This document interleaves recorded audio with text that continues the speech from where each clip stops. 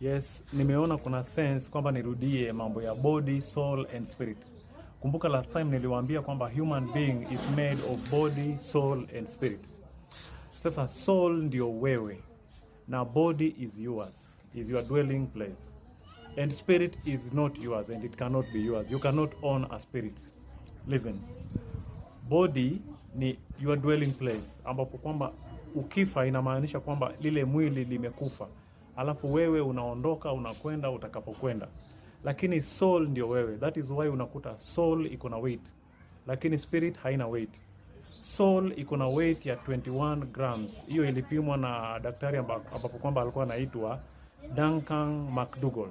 Ukienda kwa Google ukagoogle the weight of the human soul, utakuta human soul ama nafsi ya mwanadamu iko na uzito ya 21 grams.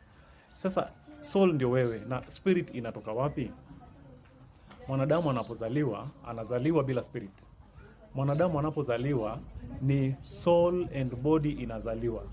Alafu spirit inakuja baadaye. Na spirit ambapo kwamba huwa inakuja kwanza kwa mwanadamu mara nyingi huwa inaitwa familiar spirit. Na familiar spirit inaingizwa kulingana na mila zenyu. Sio Afrika peke yake.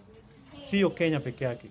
Hiyo ni ulimwenguni kote. Hata ukisoma vitabu za kutoka Australia, za kutoka Amerika, utakuta kwamba mtoto anapokuwa mchanga,